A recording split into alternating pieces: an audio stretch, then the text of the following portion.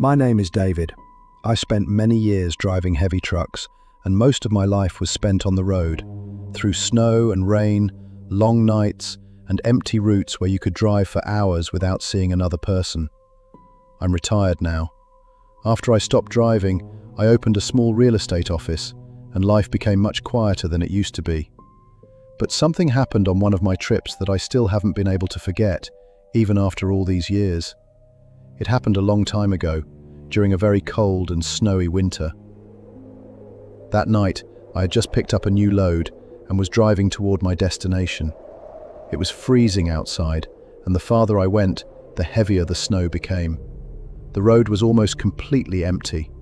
The mountains on both sides disappeared into the darkness, and the snow was falling so heavily that sometimes I could barely see a few meters ahead. And there I was, alone behind the wheel, just trying to make it to my destination safely. I had no idea that night was about to become the strangest night of my life. The farther I went, the heavier the snow became, and the emptier the road felt. For a few minutes, I had the feeling the truck wasn't running the way it normally did. At first, I thought it might just be the cold, but then I heard a strange noise from the truck and realized something was wrong. I slowed down, but a few moments later, the engine completely died, and the truck wouldn't go any farther. I had no choice but to pull over and stop at the side of the road. I got out to see what had happened. The freezing wind hit me straight in the face, and snow had covered almost everything around me. I checked around the truck first, then the tires, and anything else I could reach. But in that darkness and bitter cold, there really wasn't much I could do. The longer I stayed outside, the more I could feel the cold getting into my body. So I climbed back into the cab. I sat behind the wheel and tried to work out what I was going to do. The road was completely empty. My phone was practically useless, and with the weather that bad, I had no idea whether anyone would even come along before morning. That was the first time I really started to feel afraid. Not because of anything outside. I was afraid I might have to spend the whole night there, alone in the middle of those mountains, in that terrible cold. I sat there behind the wheel for a few minutes. Outside, all I could hear was the wind and the snow hitting hard against the windows. I honestly didn't know what to do anymore. In my heart, I was asking God to somehow show me a way out of there, or at least send someone along that road. While I was sitting there thinking, I suddenly heard a few knocks on the window. At first, I thought I'd imagined it. Then I heard it again. I turned my head toward the window, and what I saw froze me for a few seconds. A very tall, thin figure was standing right beside the truck. He was much taller than an ordinary person. His face looked strange, and his eyes, they seemed to reflect no light at all. Right then, I remembered something my father had told me many years before. He had also spent years driving on the road, and he used to say that there were beings living in some of those mountains that we knew very little about. He said that as long as you didn't enter their territory or cause them harm, they usually left you alone. I didn't know whether I should be afraid or hopeful. The figure just looked at me, then very slowly gestured with his hand for me to get out of the truck. Come with me. I didn't know if I was doing the right thing, but something inside me kept telling me that if I stayed in the truck, I might not last much longer. So, still afraid and unsure, I opened the door and climbed down from the cab. The wind was still blowing hard, and the snow came up to my knees. Walking through it was incredibly difficult, but that figure moved ahead of me slowly and easily, as if the storm didn't affect him at all. After following him for a few steps, I found myself wishing I could move across the snow as easily as he could. And strangely, at that exact moment, it felt as if he had read my mind. I felt something change. Suddenly, the snow under my feet didn't feel as heavy anymore. It was as if a path had opened for me too, and I no longer had to struggle with every single step. I still didn't know whether I should be afraid of him or trust him.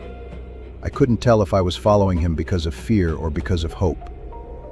But the farther we went, the more I felt that he wasn't trying to hurt me. And that night, in the middle of those mountains, he seemed to be the only way forward. I followed him through the snow and darkness for a while, until we finally reached a group of large rocks. There was a narrow opening between them, so well hidden that unless you knew it was there, you could easily miss it. That figure went through the opening without saying a word. Then, as calmly as before, he gestured for me to follow him.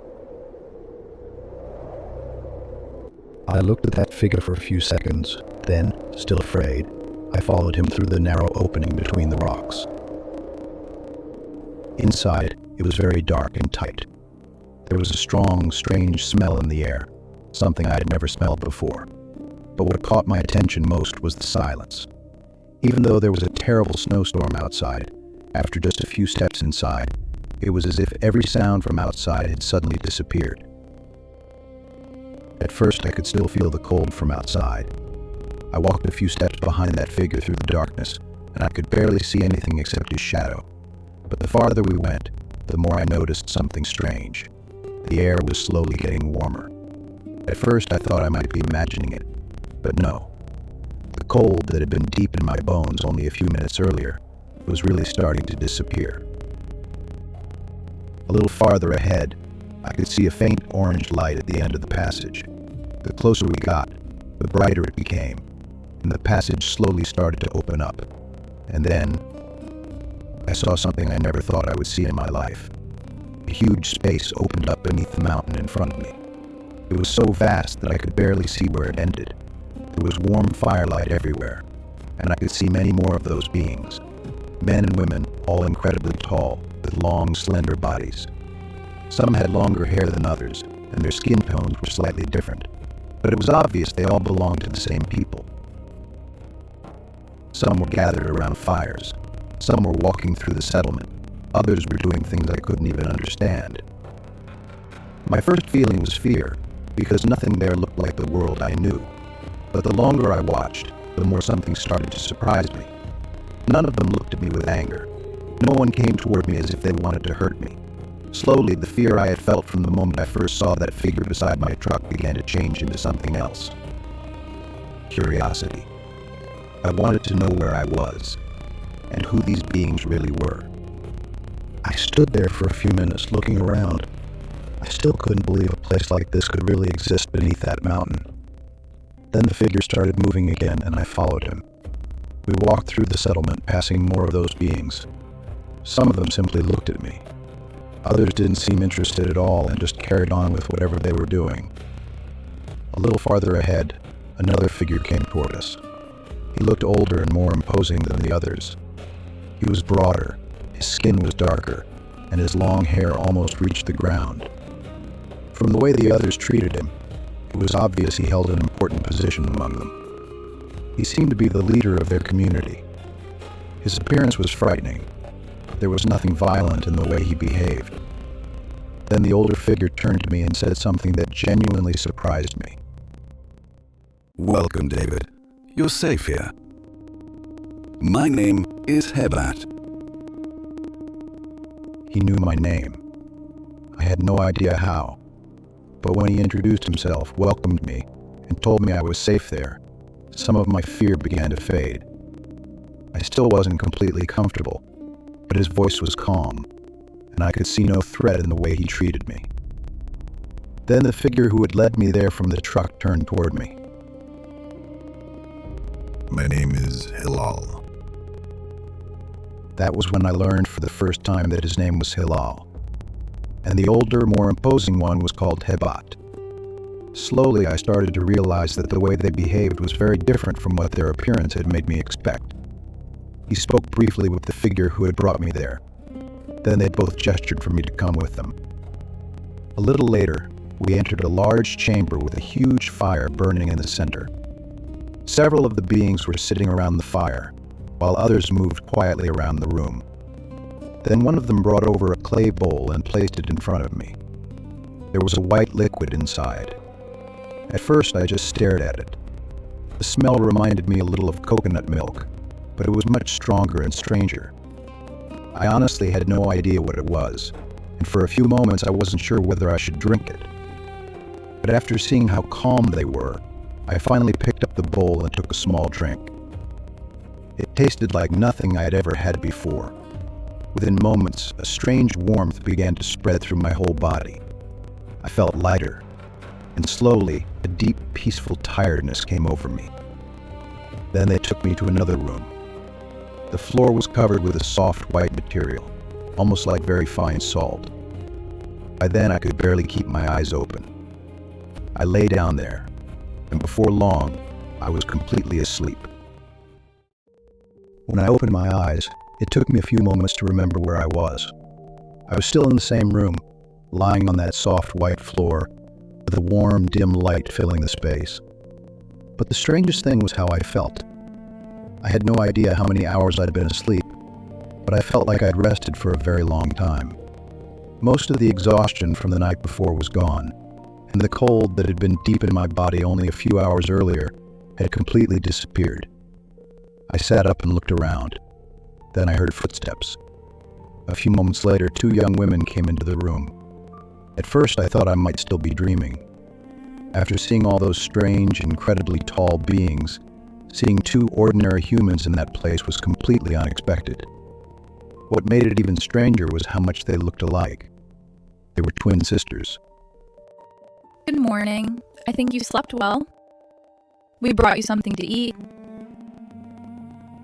I don't know why, but seeing two people like me in the middle of that strange place made me feel a little more at ease.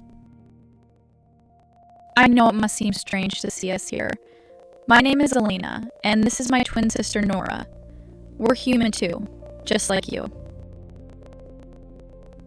After a few moments, I asked them, "What are you doing here? How did you end up in this place?" When we were 4 years old, our mother died. After she passed away, our stepfather became responsible for us. But what mattered more to him than we did was the property our mother had left us. One day, he took us into the mountains. We thought we were all going to go back home together, but he left us there alone and walked away. We were only 4 years old. We had no idea where we were or what we were supposed to do. If they hadn't found us, we probably wouldn't have survived. They found us and brought us here. They looked after us, gave us food, and stayed with us whenever we were sick. We grew up here, and over time, this place became our home. They never treated us like strangers. To us, they're not just the ones who saved our lives. They're our family. After hearing their story, I honestly didn't know what to say for a few moments. The more they told me, the more my view of those beings began to change. They still looked strange and frightening to me, but the way they behaved was completely different from what I had expected. Then I asked them, "Have you ever thought about going back to the human world?" I still remember their answer, even after all these years. That was the first time I truly understood that I shouldn't judge these beings only by the way they looked. It might sound strange to you, but we received a kind of love and kindness from them that we never found in some people. That's why we've never seen them as frightening creatures. And no, we're not planning to leave. We're both getting married soon. There are two young men who got stranded in these mountains years ago while they were hiking. They were rescued too, and after that, both of them stayed here. We've decided to keep living here even after we get married. After breakfast, and after everything Elena and Nora had told me, the way I saw those beings had completely changed. I slowly decided it was time for me to leave. When I stepped out, I saw that many of them had gathered there, men and women, young and old. It looked like they had come to say goodbye. Honestly, I didn't know what to say. I had only been there for a few hours, but I knew I would never forget what I had seen. Hilal and Hebat were standing at the front of the group. Before we left, Hebat came toward me. He was holding 3 small stones in his hand. They were beautiful, smooth and rounded, with colors somewhere between white, amber, and pearl. When the light touched them, I could see a faint but beautiful glow coming from inside. Hebat placed all 3 stones in my hand. Keep these. They bring good fortune. Goodbye, David. I held the stones in my hand and thanked him. Then Hilal walked ahead, and I followed him. This time, I wasn't afraid of him anymore. Now he was leading me back toward the way out. The farther I moved away from that place, the more I felt like I was leaving somewhere I might never see again. By then it was already daytime, and everything outside was bright. After a while, Hilal stopped. He looked at me for a few moments. Then he gestured that from there I had to continue on my own. It's time to go. From here, you need to go on by yourself. You'll find your way. Goodbye, David. I walked a few steps forward, then stopped for a moment.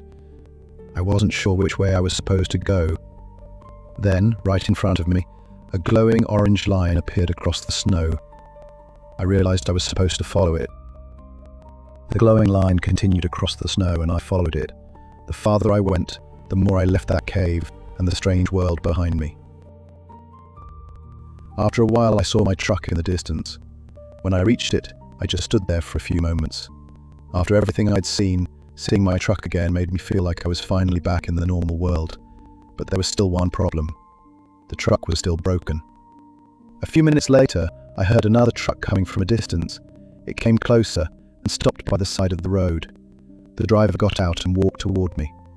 Hi, I'm Sam. Are you okay? Has your truck broken down? Hi, I'm David. Yeah, my truck broke down.